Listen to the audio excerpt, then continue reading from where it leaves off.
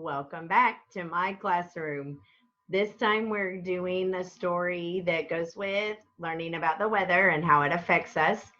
And this is still Wonders Unit 6, Week 3. And our essential question is, how can the weather affect us? And we're going to read a story that is realistic fiction. But how would you know? Can you make a prediction based on the picture on our story? how can how can we tell that this is realistic fiction instead of nonfiction or instead of fantasy? While we're here, we're going to do a couple other activities. We're going to look for our phonics rules. So we're going to look for those WR words. We're going to look for KN words, and we're going to look for GN words. If you see them, show your mom or dad. And we're also going to use our visualization strategy. And I'll stop at just a couple points in the story to give you examples. See what you can visualize to tell a family member for one of your activities this week. So our story is going to help us figure out how icy weather affects a neighborhood. Let me see. I don't have to predict how it would affect a neighborhood because I used to live where it was snowy. But if you've never lived where it was snowy, you could make a prediction and think about how would having slippery, icy roads affect a community? Let's see, what happens if the cars go on a slippery road? Or what if the snow is so thick the car can't get out of the driveway? What could people do with all that snow on the ground? And if they have to wear a lot of clothes or just a few clothes, because what is the temperature? So we're going to go ahead and get started, and our title is Wrapped in Ice. I see one of our silent W words, W, and the next letter is that crazy pushy R. The W silent, and we hear the R. That's why it's wrapped.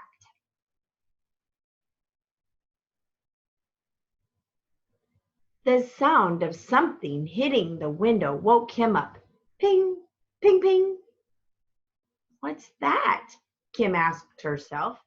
Kim peeked outside. The trees were coated with ice. The yard sparkled. The driveway was like a skating rink. Even the car was wrapped in an icy design. I see a quiet W. Can you find it? And I am thinking about the words that say the yard sparkled. I'm going to guess the yard was all white because it said it was coated with ice. So I see white everywhere in my imagination. I imagine that it's like seeing somebody took a blanket outside and spread glitter all over the white blanket. And that's what the whole outside looks like. The cars, the houses, the yards, and the trees. Mom, why is everything covered in ice? Kim wanted to know. That's a good question, said Mom. Good thing I'm a science teacher.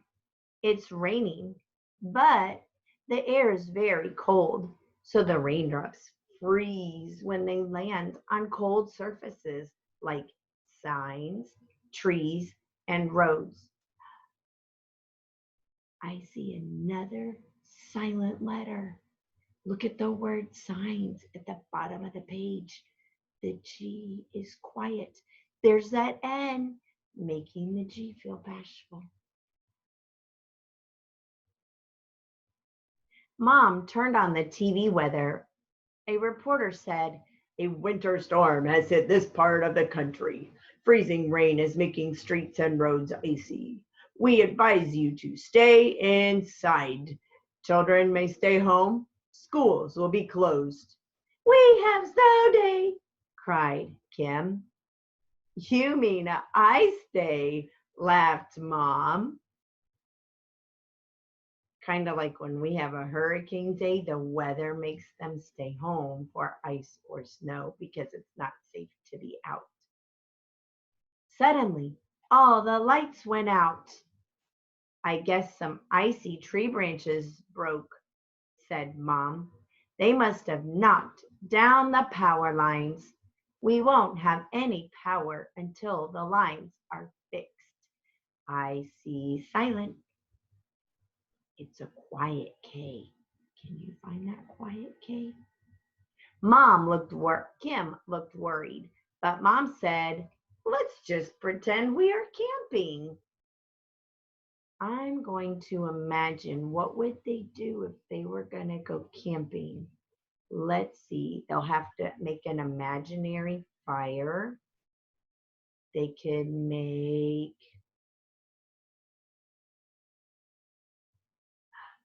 pretend like they're making s'mores.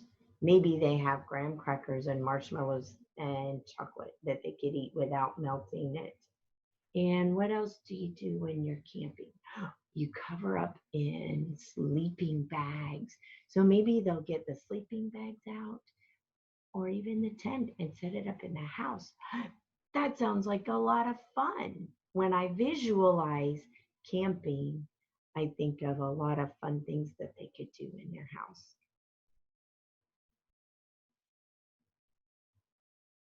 Mom lit the logs in the fireplace. Kim got the flashlights. They played lots of games. It was fun to eat their lunch by the fire. Then Mom said, listen, the ping, ping, ping has stopped. The storm must be over, cried Kim. Oh, they didn't get out sleeping bags or a tent. What did they do that's like camping? They used a fire in the fireplace. I hope you enjoyed this story and think about how much fun that might be, or how you could take a bad weather day and turn it into something fun that you could do in the house.